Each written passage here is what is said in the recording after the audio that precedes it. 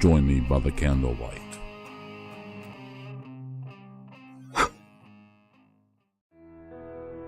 Sarah had worked hard to become the head of the Relics department at Georgetown Archaeological Museum, a position she longed for ever since her graduation from UCLA. Her specialty was in Greek relics, so she was particularly excited about the incoming shipment. In this shipment was a relic that was rumored to be a petrified snake that supposedly came from Medusa herself. The shipment was due to come in around midnight, so it was only Sarah and her assistant Connor that would be there to receive it. It was finally closing time, and the last of the visitors was shuffling out. You might as well go have dinner, Connor. This is going to be a long night. Do you want to join me, Sarah? Connor asked. Sarah replied, No, you go ahead. You can bring me something back. I'm going to do some cleaning around here and make some space for our arrival. Max, the head of security, was the one to answer the bell when Connor came back. How's it going tonight, Max? Connor asked. It's pretty quiet tonight, so that always makes for a good night, Max replied. How about you, sir? We've got some excitement tonight, Max. Got a special delivery coming in. That's what I hear. So what's coming in? Max asked. It's supposed to be a petrified snake from the head of Medusa herself. How exciting is that? Said Connor. That will make one dandy of an exhibit if it's real.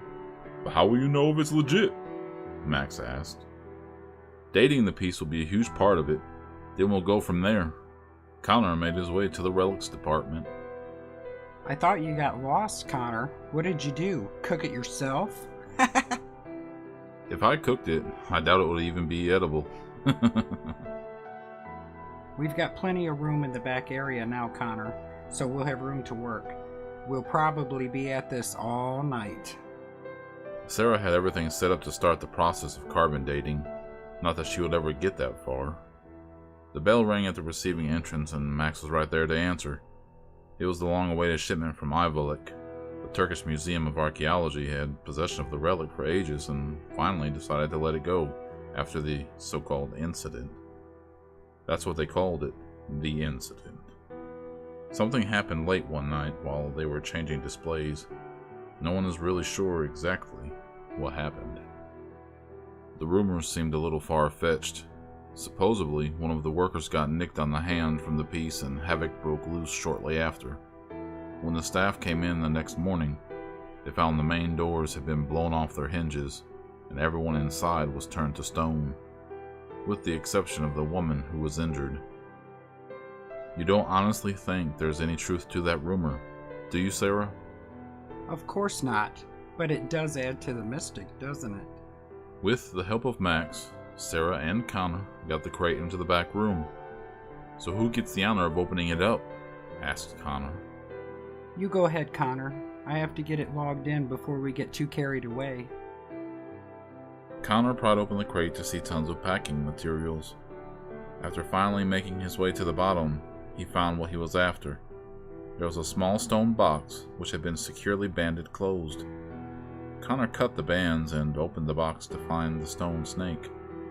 He still had the story of the incident at the Turkish Museum on his mind, and wondered to himself, how did the woman get nicked? The snake's mouth is closed. When Sarah got all the paperwork complete, she returned to the makeshift lab in the back room. What the hell? What's wrong, Connor? I would swear I just saw that thing move. I think you're feeding into that story a little too much. No, Sarah. When I got that out of the box, its mouth was closed. Look at it now. It's open. Connor was right. The mouth was open. It's stone, Connor. It can't move. You must have been mistaken. Sarah, it was closed. Let's just get to work. The more we find out about it, the better. Max came to the door.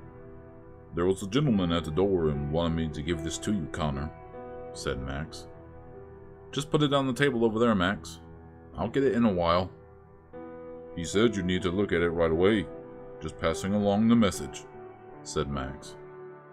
Go ahead, Connor. I'll be okay for a bit. It could be important. Connor went out into the hall with Max and the envelope. When he started reading the contents, his mouth dropped open. The letter instructed to never let a woman be in close vicinity of the object. It's completely harmless until a woman is near. Whatever you do, never let a woman handle it. Connor looked at Max with a terrified look. Sarah is in there with it alone. He ran back to the room, and the door slammed immediately in front of him with tremendous force.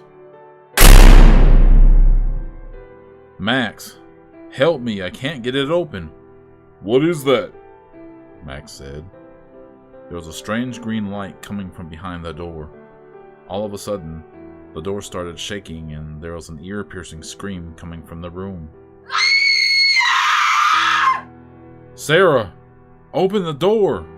Sarah! Sarah! The door blew open with a tremendous force, knocking Connor and Max backwards several feet. Both men were stunned from the blow. Connor made it to his feet with Max right behind him. They ran into the room and saw a strange green mist. Do you hear that, Connor? Max asked. It was a hissing sound coming from within the green mist.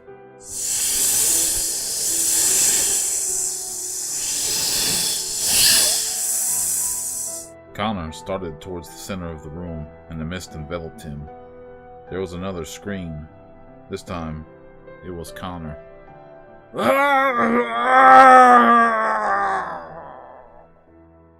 Max called out to Connor, but there was no answer. There was only the hissing sound. The green mist started to move towards Max. He started to see a shape emerging from the mist. What in the hell are you? Max asked. What he saw was a woman, or what seemed like a woman. Her head was the source of the hissing. It was covered with snakes. Max turned to try to run, but he ran into something that stopped him dead in his tracks. It was a statue. Connor! It was Connor! He's been turned to stone! Max said. Look at me! A whispering voice said. Max was afraid to turn around, but he couldn't help himself. Look into my eyes! The woman's voice said. When the staff showed up the next morning, they found it very strange that Max wasn't there to open the door. The day guards went through to do their check and to look for Max. Everything seemed normal until they got to the relics department. They immediately called the director of the museum, Mr. Townsend. Mr. Townsend, I think we found Max. You better come down here quick, said the guard. They couldn't believe their eyes. Max and Connor had been turned to stone. There was no sign of Sarah or the relic that was supposed to be delivered. The statue of Connor had a paper clutched in its hand. Mr. Townsend pulled the paper from the statue. It was the letter warning to never let a woman near the relic. There was one readable section that didn't tear. It said, "It's completely harmless until a woman is near. Whatever you do, never let a woman handle it."